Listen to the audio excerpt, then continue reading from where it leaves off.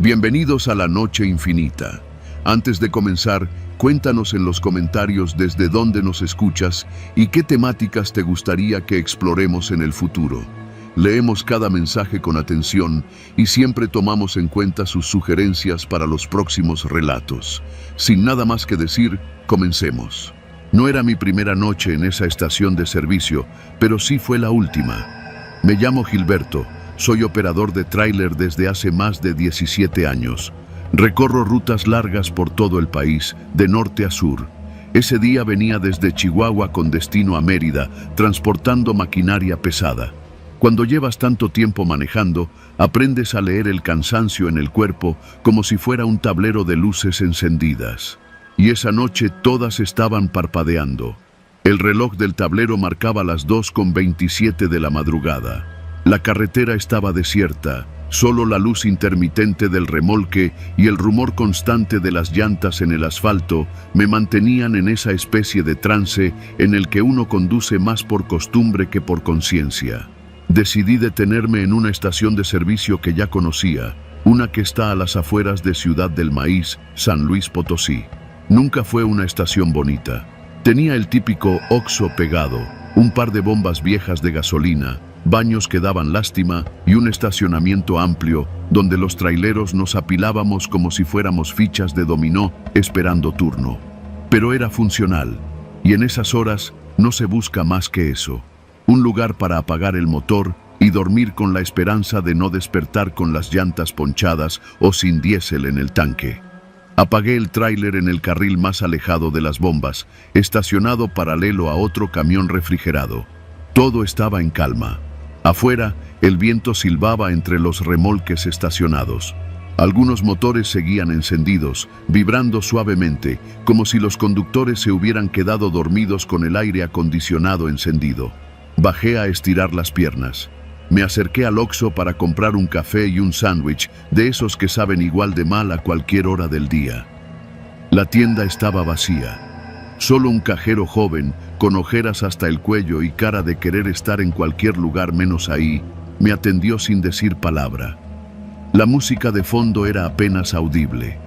Salí, crucé el estacionamiento y me recargué en la defensa del tráiler mientras comía. Fue entonces cuando me di cuenta de algo raro. Las cámaras de seguridad que usualmente apuntaban a la zona de bombas no tenían la luz roja encendida. Lo noté por puro instinto. Uno aprende a ver los detalles cuando llevas media vida en la carretera. Miré hacia la caseta de vigilancia, que estaba vacía.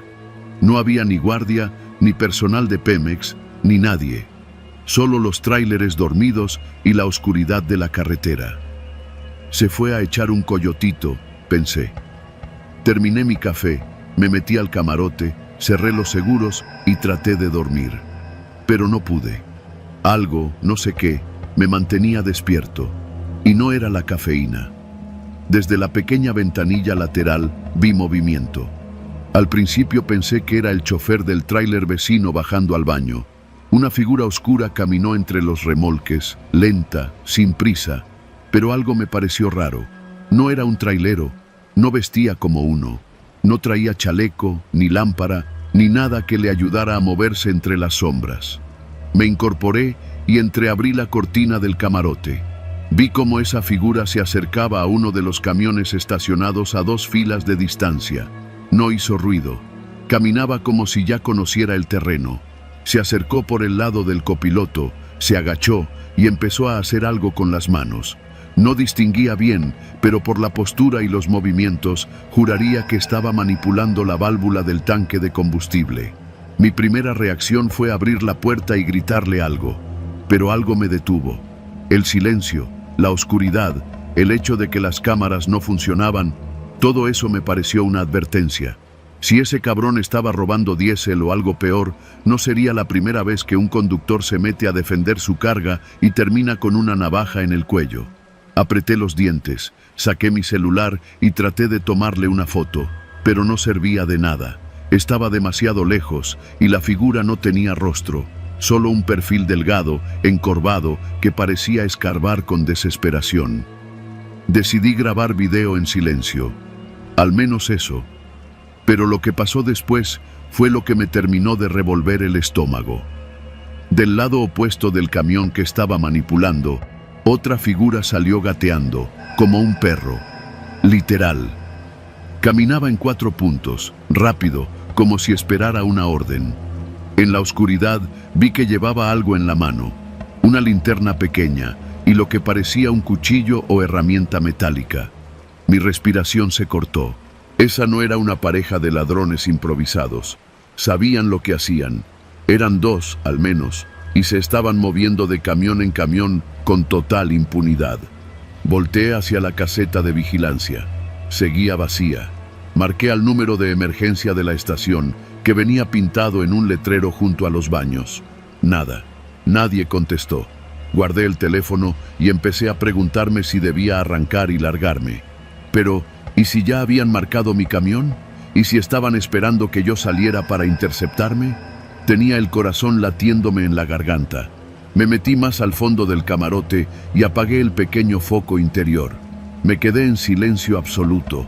Durante los siguientes minutos, escuché pasos, golpes suaves contra los chasis, susurros, y luego algo que me dejó congelado, el sonido metálico de una tapa de tanque siendo abierta justo al lado de mi tráiler. No me moví, no respiré. Vi, a través de la rendija de la cortina, cómo una silueta se inclinaba junto a mi cabina. Usaba guantes. Levantó lo que parecía una manguera con una bomba manual.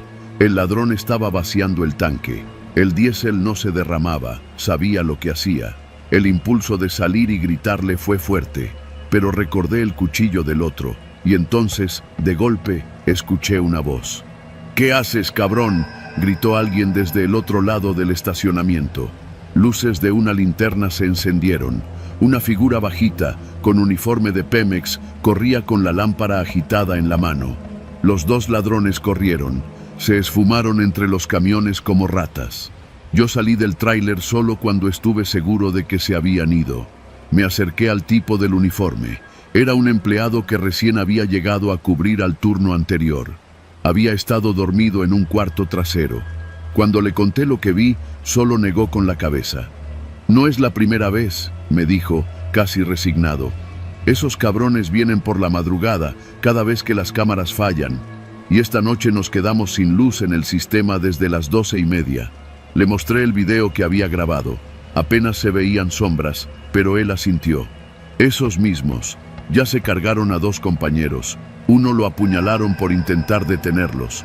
El otro desapareció». Lo miré en silencio. «¿Ya hicieron denuncia?», pregunté. Se encogió de hombros. «¿Con quién? ¿Con la municipal? Ellos les tienen miedo. Se dice que son halcones, que están ligados con alguien más grande. Aquí todos hacemos como que no pasa nada, y mejor no decimos nada. Esa noche no dormí. A las 5:15 arranqué el tráiler y me largué de esa estación sin mirar atrás. Desde entonces, solo paro en sitios que estén bien iluminados y donde vea que las cámaras funcionan.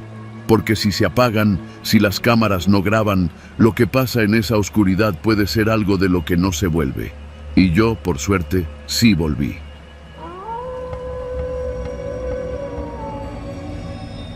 Soy Antonio, originario de Zacatecas. Llevo más de 15 años manejando tráileres por todo el país. Conozco desde las autopistas de cuota hasta los caminos de terracería que ni siquiera aparecen en los mapas. Lo que te voy a contar ocurrió hace un par de años, en uno de esos viajes que desearía nunca haber aceptado. Era febrero, temporada baja. Apenas había carga y los pocos contratos que salían eran mal pagados. Llevaba más de una semana sin mover la unidad. Mi patrón, don Elías, un hombre recio del norte, me llamó directo al celular. «Toño, hay una carga urgente para mañana. Buen billete. Vas de Durango a Hermosillo». «¿Qué tipo de carga?», pregunté, ya con la esperanza renacida. «Nada complicado. Cajas. Te las van a montar en una bodega cerca de Lerdo. No preguntes mucho, ¿eh?». Don Elías tenía fama de meterse en negocios turbios, pero uno aprendía a hacerse de la vista gorda si quería comer. Esa noche dormí en la cabina, frente al parque industrial donde cargaría. A las 5 en punto llegó una camioneta negra sin placas. 4 tipos bajaron sin decir palabra. Uno de ellos se acercó. ¿Eres el chofer del Kenworth blanco? Así es. Apágalo y bájate. Nosotros lo cargamos.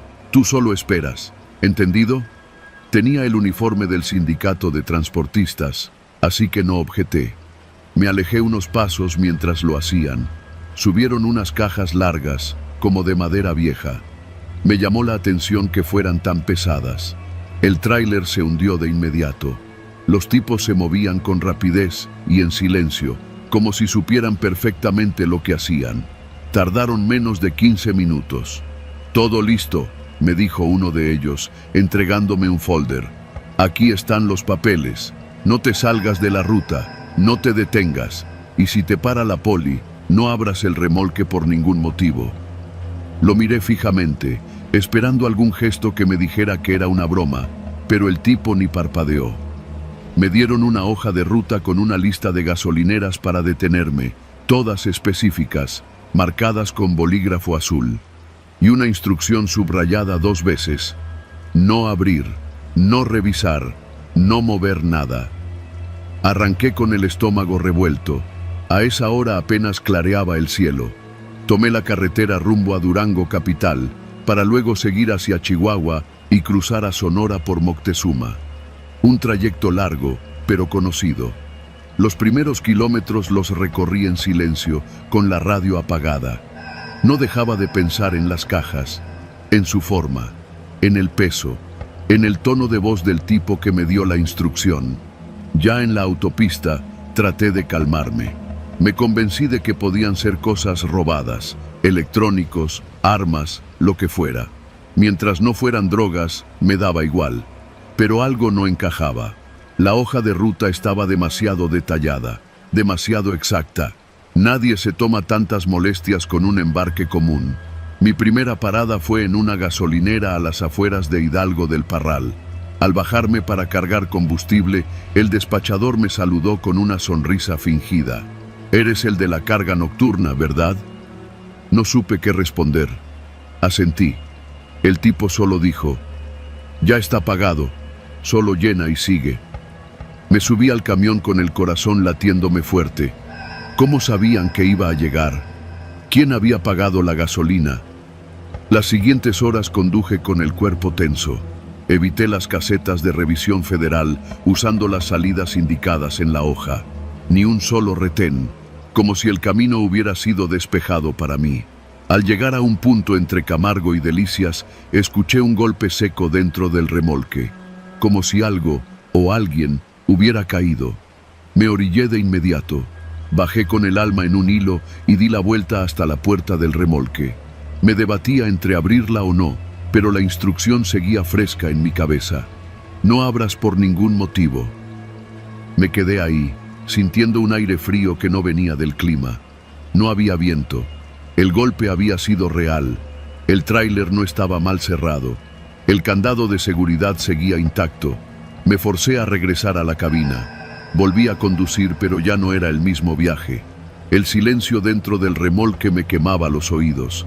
A ratos, juraba oír otro golpe, como un cuerpo resbalando, como carne cayendo sobre metal. A las 3 de la madrugada, llegué a una gasolinera en la salida de Moctezuma. Había otro hombre esperándome. Se acercó directo, sin saludar. «Tú sigue. Vas a llegar a Hermosillo a las 8. Te esperan en un terreno frente al tianguis de autos usados. No te desvíes. No te detengas. Soy Antonio, originario de Zacatecas. Llevo más de 15 años manejando tráileres por todo el país. Conozco desde las autopistas de cuota hasta los caminos de terracería que ni siquiera aparecen en los mapas.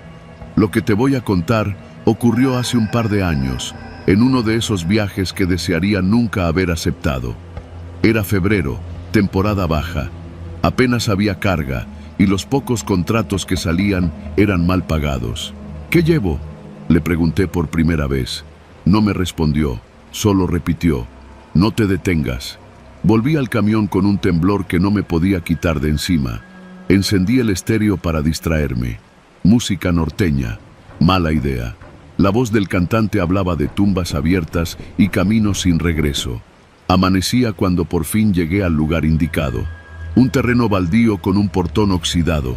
Me esperaban 2 camionetas. Bajaron 5 hombres. Esta vez iban armados, con pasamontañas. Uno de ellos me pidió las llaves del remolque. Me bajé sin decir nada. Mis piernas apenas me respondían. «Gracias por el servicio, compa. Ya puedes irte», me dijo uno con acento sonorense. «¿Y la firma? ¿La descarga?» «No te preocupes, el pago ya está. Aquí está tu bono». Me entregó un sobre grueso. Lo tomé sin revisar. Solo quería salir de ahí.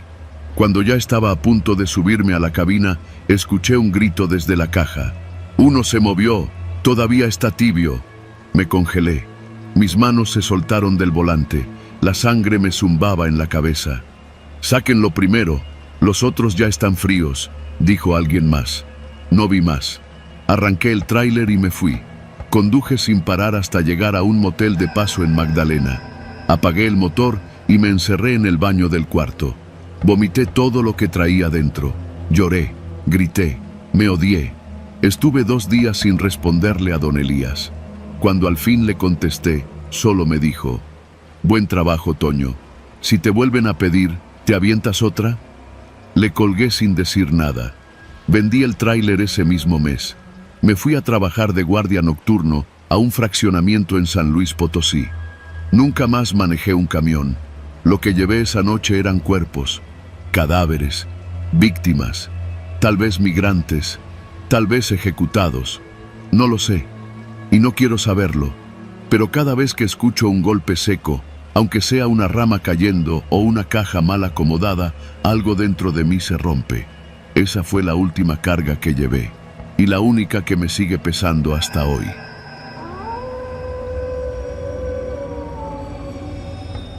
Me llamo Omar Treviño, tengo 47 años y he sido camionero de carga pesada desde los 23. He recorrido todo México, desde Ensenada hasta Tapachula, con pausas apenas para comer o dormir cuando el cuerpo lo exige. Hay rutas duras, tramos que parecen diseñados por alguien que odia a los choferes, pero ninguno me había puesto tan nervioso como el del kilómetro 49 al 78 en la carretera que va de Ciudad del Carmen a Escárcega, en Campeche. Siempre que podía, evitaba ese tramo de noche. Los baches, los tramos sin señal, la vegetación cerrada y sobre todo la sensación de aislamiento lo volvían denso, pesado, como si ahí no aplicaran las reglas normales de tiempo y espacio. Pero esa semana no tenía opción. La empresa nos urgía a entregar una carga de equipo industrial en tiempo récord. Era dinero extra y uno no puede decirle que no a eso, menos con 2 hijos en secundaria. Mi compañero de ruta era el Tano, un chavo de 29 años que apenas tenía 3 en el oficio. Buena gente, callado, con una cámara digital colgada del cuello que usaba para documentar todo. Para mis historias, decía. Siempre andaba tomando fotos de paradores, comidas en fondas, atardeceres. Y sí, también de las placas de algunos vehículos que le parecían sospechosos. Yo me reía, lo llamaba el Sherlock Holmes de los tráileres, pero la neta me caía bien. Salimos de Veracruz a las 5 de la mañana. Íbamos con la carga completa, más de 20 toneladas. Hicimos buen tiempo, paramos a comer cerca de Villahermosa y seguimos avanzando sin broncas. Ya en Campeche, el sol se iba bajando cuando llegamos al kilómetro 49. Tano ya estaba inquieto. «Esta parte siempre me da mala espina, viejo», me dijo, ajustando su cinturón. «No hay señal, no hay luz, y siempre hay algo raro». «¿Raro como qué?» «Como que todo el que entra sale distinto». Lo tomé a juego, pero noté que apretaba su cámara con más fuerza. La carretera se fue volviendo más angosta. El pavimento tenía pedazos que parecían recién parchados, pero mal. Había muchas marcas en el asfalto, como si camiones pesados hubieran frenado de golpe. A los lados, pura maleza. Ni una tienda, ni una fonda, ni un pinche anuncio. De pronto, vimos una camioneta blanca detenida en el acotamiento con las intermitentes puestas. Bajé la velocidad. ¿Paramos?, preguntó Tano. ¿Tú qué dices? Una foto primero. Disparó con su cámara desde el parabrisas. Luego bajamos el vidrio. ¿Todo bien?, le grité al chofer. Era un tipo flaco, con gorra y lentes oscuros, que nos miró sin decir nada. «Ya viene la grúa», respondió con voz cortante, pero no vi ningún celular ni señal de radio, ni siquiera el capó estaba abierto. Algo me incomodó. «Vámonos», dijo Tano, y le hice caso. Media hora después, estábamos ya casi por llegar al kilómetro 78 cuando Tano empezó a revisar sus fotos. «Oye, esto no cuadra», me mostró la pantalla. En la imagen de la camioneta se veía claramente el logo de una empresa de seguridad privada, pero al hacer zoom notamos algo más. Las placas estaban tapadas con cinta negra. Y lo más inquietante, por la ventanilla trasera se alcanzaba a ver una figura, como una persona agachada, con las manos atadas. Tano palideció. «Eso era un secuestro, güey. No lo sabemos». «Mira la pinche foto», gritó, mostrándomela de nuevo. «Eso era un secuestro». Traté de calmarlo, pero no pude. Tomó su celular y trató de llamar a emergencias. Nada, sin señal. Decidí seguir avanzando hasta encontrar un parador donde pudiéramos denunciar, pero no llegamos. A los pocos minutos, 2 camionetas negras nos cerraron el paso, una por delante, otra detrás. Se bajaron 6 tipos armados, sin decir palabra. No llevaban uniforme, pero todos traían radios, chalecos y armas largas. Uno de ellos se acercó al lado de Tano. «Baja la cámara». «¿Qué?» «Bájala», repitió el tipo, esta vez sacando el arma por la ventana. No sé cómo pasó, todo fue tan rápido. Tano trató de guardar la cámara en su mochila, pero el tipo abrió la puerta y lo bajó a empujones. Yo me quedé paralizado. «Apaga el motor y bájate, viejo», me dijo otro. Obedecí. Nos revisaron todo el tráiler. Uno de ellos encontró la cámara y empezó a verla. Se la llevó a otro, al que parecía ser el jefe. «No hay copia», dijo el primero. «Solo están aquí». «¿Seguro?» «Seguro». El jefe, un hombre gordo con voz grave, miró a Tano. «Mira, muchacho, tú no entiendes el tipo de bronca en la que te metiste. Esto no se trata de ti, pero esas fotos pueden jodernos muy feo». Tano no dijo nada. Solo respiraba fuerte, con los ojos fijos en el piso. «¿Dónde están las otras fotos? ¿Las subiste?» «No», dijo Tano, al borde de las lágrimas. «Solo están en la cámara, lo juro». El tipo lo miró un segundo más. Luego dio media vuelta. Otro sujeto sacó una botella de alcohol, la roció sobre la cámara y la prendió fuego. «Esto no pasó. Nadie los va a seguir. Pero no digan nada. Nada». Nos dejaron ahí, en medio de la nada, con la cámara derretida y el miedo metido hasta los huesos. Tardamos más de 1 hora en poder movernos. Cuando llegamos a Escárcega, fuimos directo a la comandancia, pero nos dijeron que, sin pruebas, no podían hacer nada, y que era mejor no meterse. Al parecer, no éramos los primeros en vivir algo así en ese tramo. Tano dejó de viajar al poco tiempo. Lo último que supe es que se fue a vivir a Puebla con su hermana y que ya no quiso volver a tomar carretera. Yo seguí manejando, pero esa ruta la evito, siempre. Y lo peor es que a veces, cuando estoy solo en la cabina y la radio se va a estática, recuerdo la cara de esa persona dentro de la camioneta, la mirada, el silencio, y me pregunto si alguna vez la encontraron o si sigue ahí, esperando que alguien más se atreva a sacar una foto.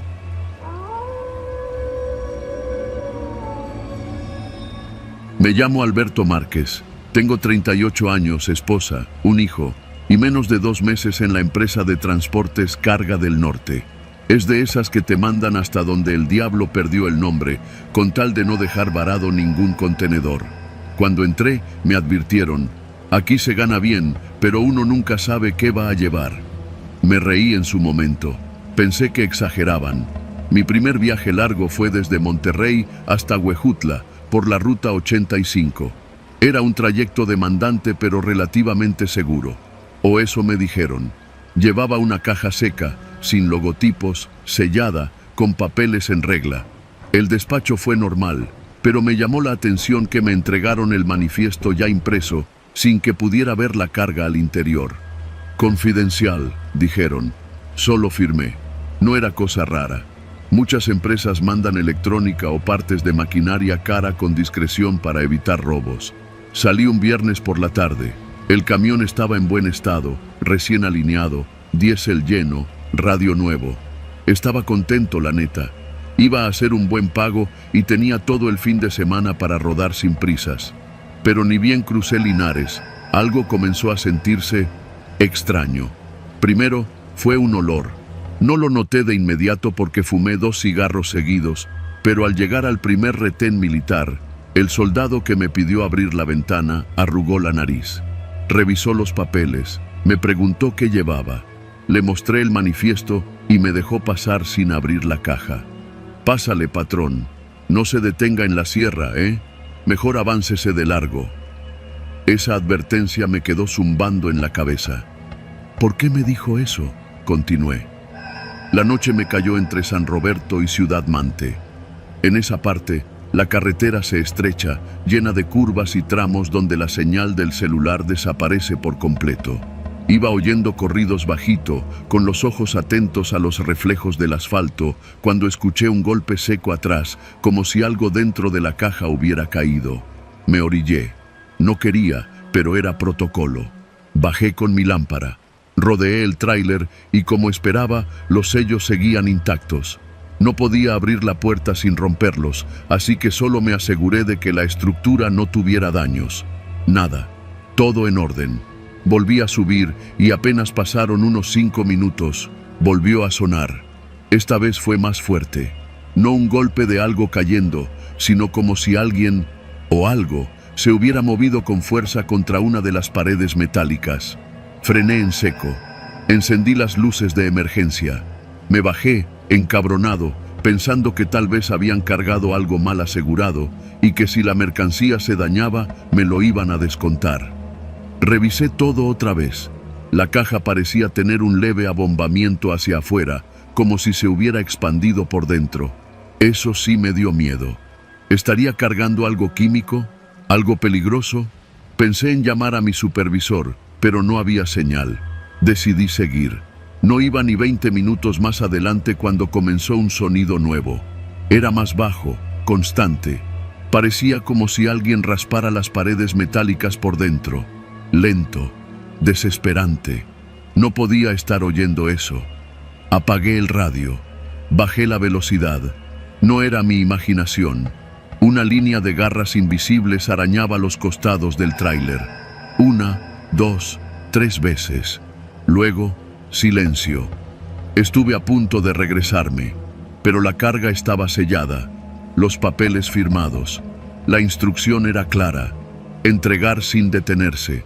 Solo necesitaba llegar a Huejutla, pero en el tramo entre Tempoal y Álamo me tocó parar. Un retén falso. Lo supe porque el camión de enfrente, una pipa, estaba detenido mientras 2 tipos con rifles improvisados hacían preguntas. Me orillé a la distancia, apagué luces y motor. Pasaron minutos. Uno de los tipos se acercó caminando hacia mí. «Buenas noches, jefe. ¿Qué lleva?», me preguntó. Mostré los papeles a través del vidrio. «Carga sellada, confidencial», le dije. «¿Y si le echamos un ojo?». «No puedo. Viene con candado oficial. Me corren si lo abro». El tipo dudó. Luego se acercó a la caja, le dio un par de golpes con la culata. Esperó. Nada. «¿Ni un refresquito traes?».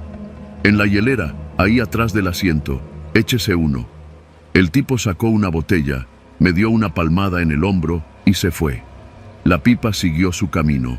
Yo también. Pero algo había cambiado. En cuanto avancé unos kilómetros más, el camión empezó a sentirse distinto. La suspensión ya no absorbía igual. Algo se había movido adentro, mucho peso hacia atrás. Miré por los espejos, nada raro. Y entonces, algo golpeó la pared interna con fuerza descomunal, como si una máquina hidráulica la hubiera empujado desde dentro. El camión se tambaleó. Me salí del camino por instinto, quedando detenido en la terracería. Apagué el motor. El silencio era absoluto. Y entonces, lo escuché.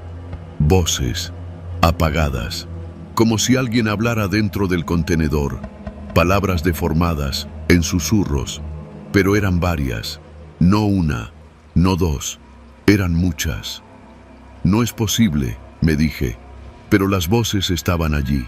El camión estaba cerrado, las puertas intactas. ¿Había alguien dentro desde el principio? ¿Gente?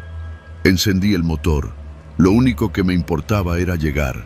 No iba a abrir, no iba a preguntar. Crucé los últimos pueblos como un fantasma. Nadie salía a la carretera a esas horas. Nadie. A las 5 de la mañana llegué a la zona industrial en Huejutla. La bodega estaba rodeada por muros altos y cámaras. Me recibió un hombre con gafete, barba gris y una lista en mano. ¿Alberto Márquez? Asentí, bajando sin decir palabra. Pase el camión a la plataforma 1, lo bajamos nosotros. Usted firme aquí y se va. Firmé. Ni siquiera me ofrecieron café. Entraron con una montacargas, rompieron los sellos, abrieron las puertas. Uno de los trabajadores miró hacia adentro y luego le hizo una señal al otro. Rápido. No vi lo que había, ni quise. Me dieron una hoja firmada. Al dar la vuelta con el camión vacío, pasé por un lado del contenedor. Vi algo que me persigue hasta hoy. Una mano, pequeña, con dedos delgados, empolvados, apenas saliendo por la rendija inferior de la puerta. Inmóvil. No dije nada. Regresé a Monterrey sin carga, sin música, sin hablar con nadie. Al llegar, renuncié. Nunca más volví a manejar un tráiler con carga cerrada. No he contado esta historia hasta hoy, no por miedo a que me crean loco, sino por el miedo real, que alguien en este momento esté firmando papeles, subiendo a su cabina sin saber que lleva una caja como la mía, y que la escuche moverse y no tenga a dónde correr.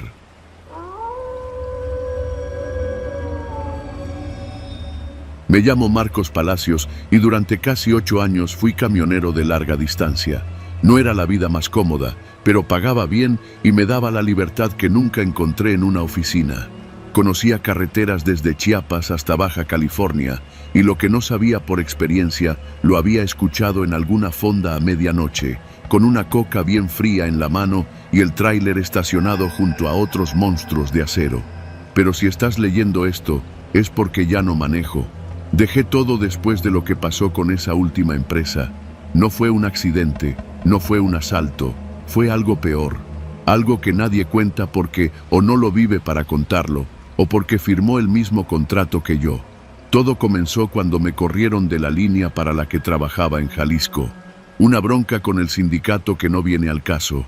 Estaba sin chamba y con los recibos de la luz, el gas y la renta acumulándose como mal presagio. Entonces un cuate, Toño, me dijo que una nueva empresa de transporte estaba contratando choferes en Ciudad Obregón, con sueldos altos, viáticos bien cubiertos y unidades casi nuevas. Sonaba demasiado bueno para ser verdad. Lo era. Toño me dio un número. Llamé y me contestó una mujer muy amable que me dijo que la empresa se llamaba Logimex de Occidente. El proceso fue rápido. Al día siguiente ya tenía cita para una entrevista en una oficina chiquita ubicada en el parque industrial. Me recibieron con café, aire acondicionado y una sonrisa. Nada sospechoso. El contrato era grueso como cuaderno de primaria. Me lo dieron para leer y en la hoja de portada resaltaba una frase: Acuerdo de confidencialidad nivel 2. Me dio risa. Les dije, ¿nivel 2 de qué? ¿De Mortal Kombat o qué? El gerente se rió también, pero con una de esas risas forzadas que no llegan a los ojos.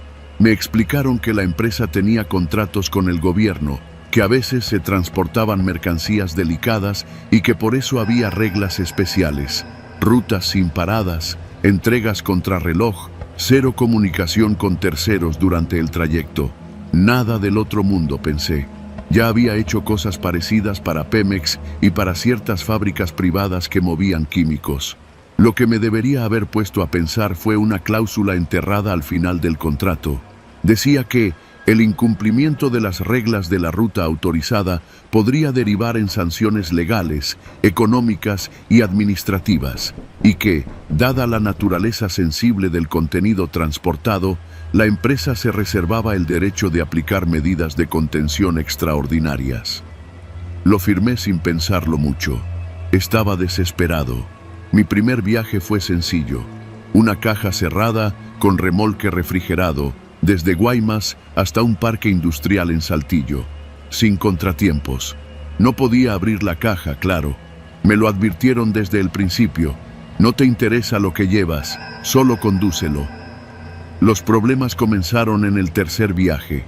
Me tocó una ruta de Hermosillo hasta la frontera con Tamaulipas, por la carretera 40, pasando por la sierra. Me dieron un camión blindado, blanco, sin logotipos. Lo único que traía era un GPS industrial de esos que no puedes desconectar sin disparar alertas.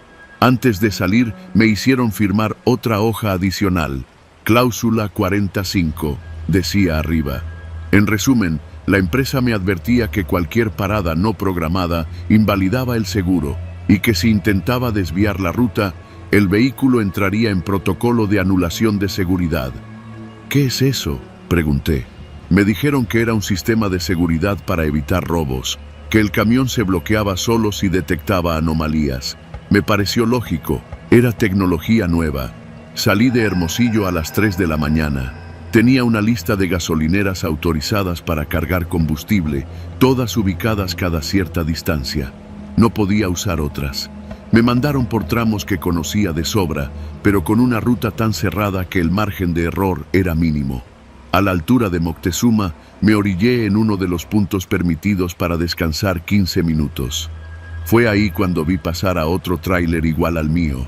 Mismo modelo, mismo color, sin logos, sin placas visibles. Lo reconocí porque el sonido del motor era el mismo, como un ronroneo artificial, distinto a los Volvo normales. Le hice cambio de luces. El conductor no respondió. Cuando llegué a la siguiente estación autorizada, un tipo con uniforme de la empresa estaba ahí esperándome. No era un policía, ni un militar. Era distinto, limpio, tieso, sin expresión. Me pidió mi identificación, me revisó los ojos con una lámpara como si me estuviera haciendo un antidoping.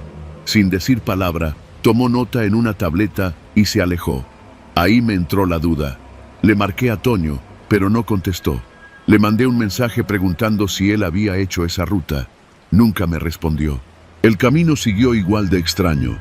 3 horas más tarde, el sistema del camión me mostró una alerta roja. Desviación de patrón detectada. Yo no había hecho nada. El GPS me decía que seguía sobre la 40, pero entonces una voz automática habló desde el tablero.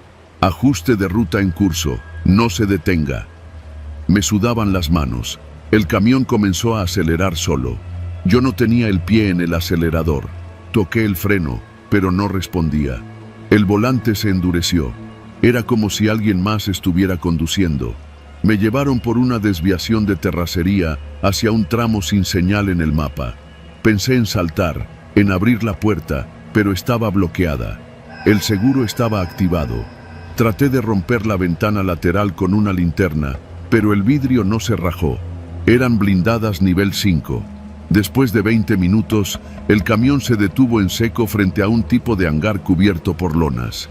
2 sujetos con overoles negros salieron y se acercaron a la cabina. Uno de ellos apuntó una cámara térmica hacia mí y luego hizo una seña al otro. La puerta se desbloqueó. «Bienvenido», dijo el que parecía encargado. «Has cumplido con la entrega». «¿Qué fue todo esto?», pregunté. «¿Dónde estoy?». «Ubicación no autorizada para divulgación», respondió. «Tu compensación ha sido transferida». Me bajaron. Uno de ellos se subió al camión y se lo llevó. Me dejaron parado ahí, sin transporte, sin explicación y sin señal en el celular. Tardé 4 horas en encontrar un camino de regreso, caminando bajo el sol, hasta que un campesino me levantó y me acercó a un pueblo cercano. En cuanto pude, intenté contactar de nuevo a la empresa.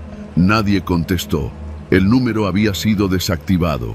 Las oficinas en Obregón estaban vacías. cerradas con cadenas. Toño nunca volvió a aparecer. Lo busqué en redes, pregunté por él con conocidos. Nadie sabía nada, como si se lo hubiera tragado la tierra. Tiempo después, supe que Logimex de Occidente nunca existió legalmente. No había registros fiscales ni página web oficial. Lo más cercano que encontré fue un nombre similar, una empresa en papel propiedad de un despacho jurídico en Monterrey, que resultó ser solo un buzón. Desde entonces, escucho historias similares entre camioneros que desaparecen en rutas del norte, que nunca entregan o regresan, y los que sí, ya no son los mismos. Nunca sabré qué transporté, pero aprendí que hay contratos donde no firmas con tinta, sino con tu vida. Y si algún día te ofrecen una chamba demasiado buena para ser cierta, lee la letra pequeña. No vaya a ser que entre las cláusulas se escondan la tuya.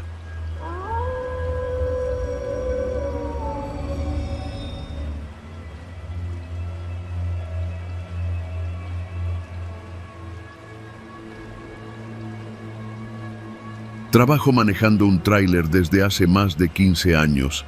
Casi toda mi vida la he pasado en la carretera, con la espalda adolorida y los ojos quemados por el sol y la luz de los faros.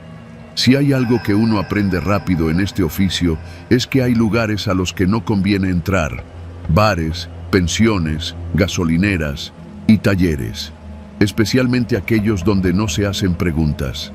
Me acuerdo bien porque fue el año en que murió mi hermano.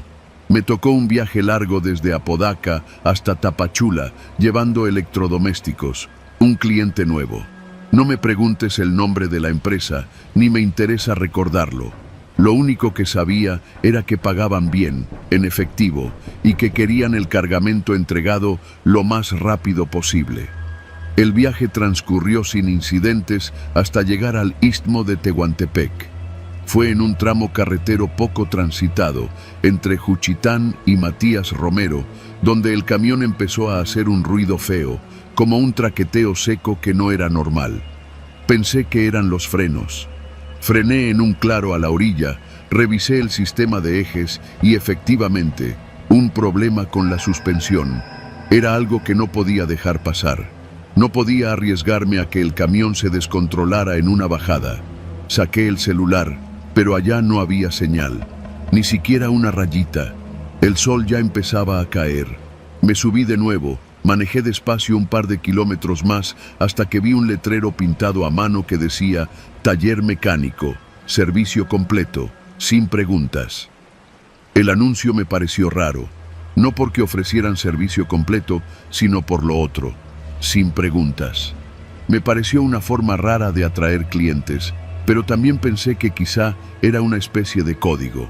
Los camioneros, especialmente los del norte, tenemos fama de transportar cosas que no siempre coinciden con lo que dice el papel. Así que entendí el mensaje. Aquí no nos metemos en lo que traigas. El taller estaba detrás de una gasolinera cerrada, en un camino de terracería a unos 300 metros del asfalto. No había más que monte seco alrededor. Apenas crucé el portón de lámina, salió un tipo con una lámpara de mano. Era joven, quizá de unos 30, moreno, flaco como vara de mezquite, con una camiseta grasienta y el pantalón de mezclilla hasta la cadera. ¿Qué traes, jefe?, me preguntó sin mirarme a los ojos. Falla en la suspensión, parte trasera. Escucha ese ruido, le dije. Escuchó unos segundos y luego asintió. Sí, lo arreglo. No me pidió papeles. No me preguntó qué transportaba ni de dónde venía. Solo me hizo una seña para que metiera el tráiler en reversa hasta una rampa improvisada hecha con bloques de concreto. ¿Cuánto me vas a cobrar? Depende de lo que encuentre, respondió, sin más. Caminó hacia una bodega oxidada y sacó herramientas. Mientras empezaba a trabajar, me senté en una silla desvencijada bajo un techo de lámina. El lugar olía a aceite viejo y pasto mojado. No había música, no había nadie más. ¿Trabaja solo? Siempre. Apreté los labios. Algo en su tono me incomodó. No era agresivo, pero tampoco amable. Era como hablar con alguien que ha vivido mucho más de lo que aparenta. Encendí un cigarro y me puse a mirar el cielo mientras la noche caía. Los mosquitos empezaron a zumbar y el calor seguía pegando fuerte. Después de unos minutos me di cuenta de algo raro. El tipo no usaba lámpara para revisar el eje. Estaba debajo del tráiler, a oscuras, pero seguía trabajando como si nada. El ruido de los metales, los clics de las herramientas, seguían a un ritmo constante. ¿Todo bien ahí abajo?, pregunté. Sí, ya casi. Entonces lo escuché. Un golpe seco, como si algo se hubiera caído del tráiler. Me levanté de inmediato, pero el mecánico ya estaba afuera, con una llave inglesa en la mano, mirándome con cara neutra. ¿Tiraste algo? No, fue el viento. Pero no había viento. El aire estaba muerto. Me acerqué al tráiler. Caminé hacia la parte trasera y abrí el compartimento por instinto. Todo seguía igual. Las cajas, los sellos, los seguros, todo en orden. Pero una cosa me llamó la atención. Había marcas en el piso metálico. No eran huellas comunes, eran como surcos, como si algo se hubiera arrastrado ahí adentro. Cerré la puerta de golpe y regresé con el mecánico. No le dije nada. ¿Falta mucho? Unos 20 minutos. Puedes descansar allá adentro si quieres, dijo, señalando una oficina que parecía abandonada. Entré. El lugar era pequeño, con una mesa de metal y un ventilador que no servía. Había una cafetera vieja, papeles desordenados y una caja con llaves oxidadas. En la pared había fotos enmarcadas, choferes posando junto a sus tráileres, algunos en blanco y negro, todos con cara seria, todos mirando directo a la cámara. Pero había algo extraño en esas fotos. Ninguna estaba fechada, y todas estaban firmadas con un marcador rojo en la esquina inferior. Gracias, sin preguntas. Me acerqué para verlas mejor.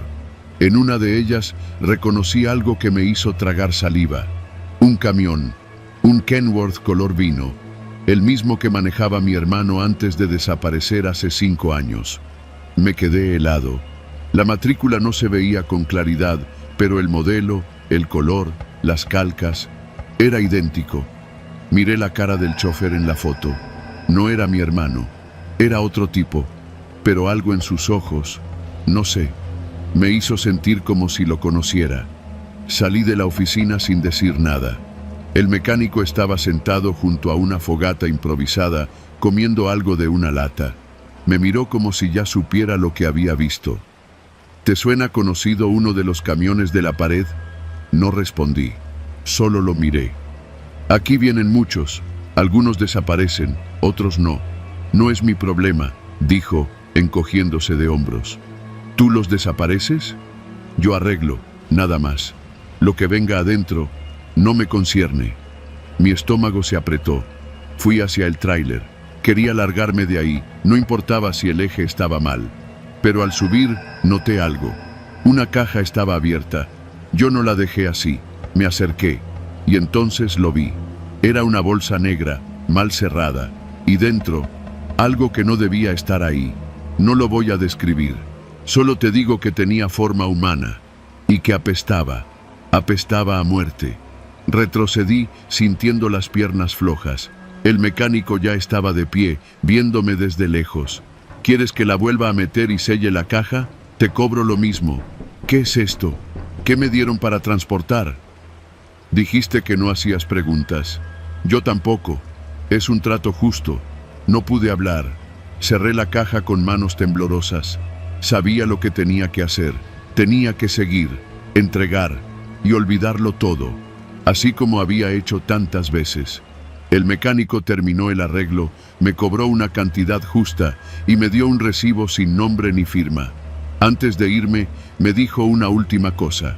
Si un día tú también necesitas desaparecer, ya sabes dónde estoy. Manejé toda la noche sin parar. Llegué a Tapachula al amanecer. Nadie me revisó la carga, nadie preguntó nada. Solo me dieron el sobre con el pago. Nunca pregunté qué había en esa caja. Pero desde ese día, cada vez que manejo de noche, siento que hay algo en la caja que se mueve, algo que no se terminó de morir. Y lo peor es que ya no me asusta, solo espero que no sea mi hermano.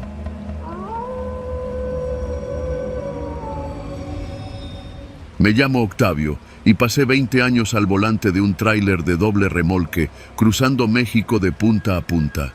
Lo que voy a contar no es una historia de fantasmas, ni un invento de borrachos de paradero.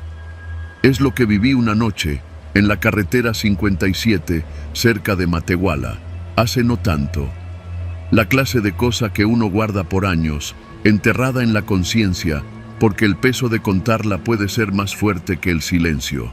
Había salido de San Luis Potosí al anochecer con una carga de electrodomésticos. Mi destino era una bodega al sur de Monterrey. La empresa, como siempre, presionaba para que entregara sin parar, pero esa noche acepté llevar a un copiloto, el nuevo, un joven delgado, ojeroso, de acento chilango que se presentó como Memo. No dijo mucho cuando lo subí a la cabina. Solo lanzó su mochila al asiento y se acomodó con una chamarra vieja sobre las piernas. ¿Primera vez en esta ruta?, le pregunté, más por cortesía que otra cosa. Algo así, dijo, sin mirarme. No parecía muy interesado en hablar, lo cual me pareció raro pero no desagradable. A veces es mejor el silencio que el choro de un hablador que no sabe cuándo callar. Condujimos un par de horas sin contratiempos. La carretera estaba solitaria, con apenas unas luces lejanas de otros tráilers bajando del norte. El radio no agarraba bien y Memo no puso música. Solo el rugido constante del motor y el golpeteo monótono de las llantas sobre el asfalto. Fue en una gasolinera Pemex donde empezó lo raro. Nos detuvimos a cargar diésel y mientras yo revisaba las llantas traseras, Memo se quedó en la cabina. El despachador, un señor flaco con gorra de béisbol, se me acercó en voz baja. «Oiga, ¿todo bien con su muchacho?» «Memo, sí, ¿por?» «Es que lo vi bajarse de un coche hace como media hora, un sedán rojo. Se metió al baño y salió con otra ropa. Y ahora lo veo con usted en el tráiler. Se me hizo raro nomás, no supe qué decir». Volteé a ver a la cabina. Memo seguía ahí, inmóvil, mirando hacia la oscuridad. El comentario me inquietó, pero no hice nada. A veces la paranoia es parte del oficio y uno aprende a ignorar lo que no le afecta directamente. Reanudamos la marcha. El silencio se volvió más denso. A eso de las 2 de la madrugada, mientras subíamos por una pendiente larga, Memo rompió el silencio. ¿Te ha pasado que sientes que alguien te está siguiendo, aunque no haya luces atrás? Lo dijo sin mirarme, casi como hablando consigo mismo. En esta chamba sí, pero no siempre es imaginación, respondí. Él sonrió, apenas. Entonces sacó algo de su mochila. Lo vi de reojo. Era una toalla envuelta, manchada de rojo. No olía a grasa ni a comida. Era sangre. ¿Estás herido?, pregunté, con la voz tensa. No, dijo con calma, pero alguien más sí. Me salí del carril y frené de golpe, bajando a la orilla. Apagué el motor. Mira, cabrón, no sé qué traes, pero no voy a meterme en pedos por nadie. Si hiciste algo, bájate aquí mismo. Memo me miró entonces, por primera vez desde que subió al tráiler. Tenía los ojos hinchados, llorosos. Pero no parecía asustado, parecía cansado. No me estás entendiendo. No fue culpa mía, solo lo encontré. Fue como un accidente. No sabía a quién más acudir, solo quería alejarme. ¿A quién encontraste? Abrió la mochila. Dentro, envuelto en plástico negro, había un machete con restos de sangre seca. También vi un celular con la pantalla estrellada y una cartera abierta con una credencial del INE. El nombre era Jorge Alberto Ruiz y la foto no era la de Memo. ¿Quién es Jorge?, pregunté, sintiendo cómo el aire se me hacía pesado. Memo se tapó la cara con las manos. El que me recogió en Querétaro, un trailero. Me hizo subir, me invitó una torta en un paradero y luego me quiso meter mano. No fue defensa, fue pánico. Solo reaccioné. No supe qué hacer. Dejé el cuerpo en el baño de una gasolinera, cambié de ropa, me deshice de su celular, pero su cartera, no sé por qué no la tiré. Me sentí culpable. Me subí al primer tráiler que encontré, el tuyo. No dije nada por unos segundos. Mi primer impulso fue golpearlo, bajarlo, entregarlo a la policía. Pero algo en su voz me hizo dudar. No tenía la actitud de un asesino, estaba roto. Y en este país sé lo que pasa cuando entregas a alguien así. La justicia a veces no distingue, y lo que inicia con una llamada termina con un cadáver más en una fosa común. ¿Y qué quieres de mí?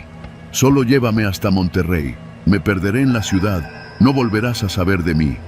Le di 20 minutos, no hablé durante el resto del camino, él tampoco. Solo cuando llegamos a la caseta de Santa Catarina, me dijo gracias. Bajó sin decir más y se perdió en la madrugada, cargando su mochila. Una semana después, un amigo trailero me mandó una nota de periódico. Cuerpo de trailero encontrado en baños de paradero en San Juan del Río, víctima de presunto asalto, sin pistas del agresor. Nada de abuso, nada del machete. Nunca volví a ver a Memo. Tampoco hablé de esto con nadie. Pero cada vez que paso por esa ruta, cada que paro en una gasolinera, no puedo evitar mirar los baños con desconfianza, porque ahora sé que hay secretos que viajan en mochilas, y a veces el copiloto no huye de la policía, huye de sí mismo.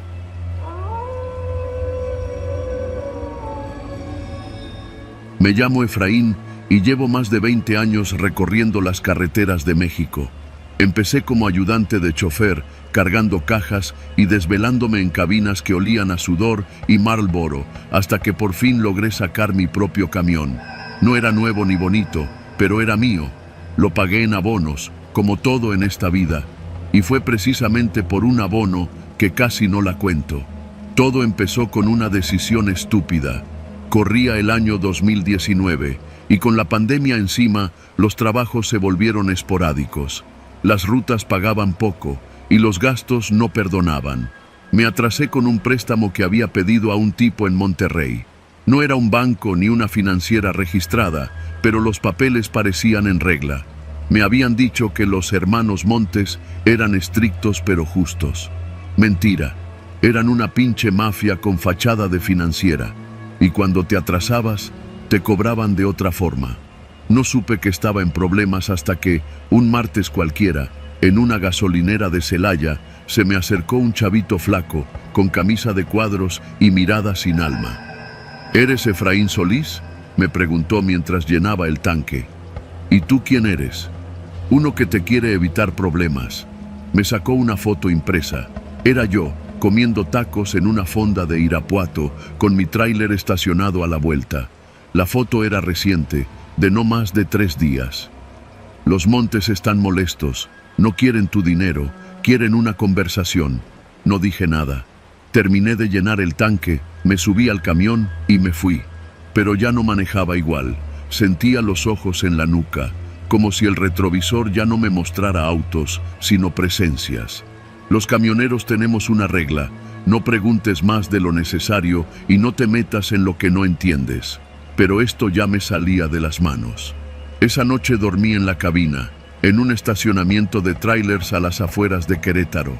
Dejé el motor apagado, como siempre, para ahorrar diésel. Me tapé con mi cobija térmica, acomodé mi cuchillo bajo la almohada, costumbre vieja, y traté de dormir. A las 3 de la mañana, escuché que alguien tocó el cristal de la puerta del conductor. Un golpecito leve. Pensé que era otro chofer preguntando por cigarros o si llevaba carga para descargar en la misma zona. Pero al asomarme, no vi a nadie. Encendí el foco del techo, tomé el cuchillo y abrí la puerta con cuidado. Afuera, la niebla era tan espesa que apenas se veía la fila de camiones estacionados. Caminé rodeando el mío y justo al llegar al lado derecho, vi una nota sujeta con cinta en la defensa trasera, papel delgado, tipo fax. Decía: sabemos a dónde vas, no cambies de ruta. La paranoia se me instaló en el pecho como un gato arisco. Aún así, tenía que entregar una carga de electrodomésticos en Veracruz. Salí al amanecer. La libre estaba pesada por un accidente en la autopista, así que me desvié por la carretera federal 145. Casi no había tránsito, solo tramos de caña, veredas y pueblos sin nombre. De esos donde los perros duermen en medio del camino y nadie usa casco en las motos. A la altura de la tinaja noté algo raro. Un Volkswagen Jetta gris, modelo viejo, me seguía desde hacía rato. A veces se alejaba, A veces se pegaba, pero no me rebasaba ni se perdía en el retrovisor. Me puse alerta, reduje la velocidad, me detuve a tomar agua en un Oxxo, me tardé 20 minutos y al salir, ahí seguía el pinche carro, estacionado en una sombra al otro lado de la carretera. No me bajé, avancé, tomé un atajo de terracería, una de esas rutas que solo los que manejamos diario conocemos, llena de piedras y pozos. Y cuando salí de nuevo a la carretera, el Jetta apareció 5 kilómetros adelante, estacionado en una curva. Allí supe que ya no era coincidencia. Pasé por Acayucan casi sin detenerme. El sol caía de frente y mi cabeza latía como tambor. El radio sonaba bajo, baladas viejas, voces que no decían nada. Intentaba no perder la calma, pero en cada espejo veía el Jetta. A la altura de Juan Rodríguez Clara, el carro por fin se me emparejó. Lo manejaba el mismo chavito de la gasolinera. Ahora iba con otro tipo al lado, uno más grande, con lentes de sol y barba de candado. Me hicieron señas, me pedían que me orillara. No eran policías, no traían placas oficiales, no estaban uniformados. Apreté los dientes y seguí derecho. Entonces sonó mi celular. Desvié la vista solo un segundo y el Jetta giró violentamente, colocándose frente al tráiler. Frené de golpe. La cabina tembló, la carga se sacudió. El claxon sonó como un aullido. Me bajé, empuñando el cuchillo. El Jetta se detuvo en seco. Los dos tipos bajaron con calma. «Te dimos chance», dijo el de la barba. «El dinero era lo de menos. Querían verte». «¿Quién?» «Los que están detrás de los montes». Ese fue el momento en que todo se fue al carajo. Me llevaron a la fuerza a un rancho a las afueras de Hueyapán. No sé cómo se llamaba. La fachada estaba abandonada, pero adentro tenía cámaras, luces, computadoras. Era una base de operaciones, no un hogar. Me interrogaron durante horas. Querían saber con quién había hablado de la deuda. ¿Qué sabía? Si había recibido información sensible. No entendía nada. Solo debía dinero. Un préstamo de 30,000 pesos. Me golpearon. No como en las películas. No con puños. Con silencio. Me encerraron en una habitación sin ventanas, sin reloj, sin luz. Solo una silla, una cubeta y una cámara en la esquina. Me dejaron allí 2 días, sin comida, solo agua. Cada tanto se encendía un foco rojo y una voz me preguntaba, ¿ya recuerdas qué te dijeron? Pero no había nada que recordar. Era como si buscaran en mí algo que no existía. El tercer día me soltaron. Me devolvieron el camión, intacto. La carga seguía cerrada, sin daños. Me dejaron en una gasolinera en Tierra Blanca con un sobre en el asiento. 10,000 pesos en efectivo. Una nota que decía, gracias por cooperar, no cuentes nada. Pero hay algo que esos tipos no entienden. Uno no necesita contar nada para que el miedo se te quede clavado en los huesos. Desde entonces, no uso siempre la misma ruta. No duermo 2 noches seguidas en el mismo lugar. Y cada vez que recibo un nuevo contrato, lo reviso con lupa. Los montes desaparecieron del mapa al año siguiente. La financiera cerró. No hay rastro de los contratos, ni dirección, ni página web. Pero yo sé que siguen allí, en alguna parte. Siguen buscando algo que yo nunca entendí. Y a veces, cuando cruzo por carreteras solitarias, veo un Jetta gris estacionado entre la maleza. Y sigo manejando, porque si te detienes, te hacen recordar lo que nunca pasó.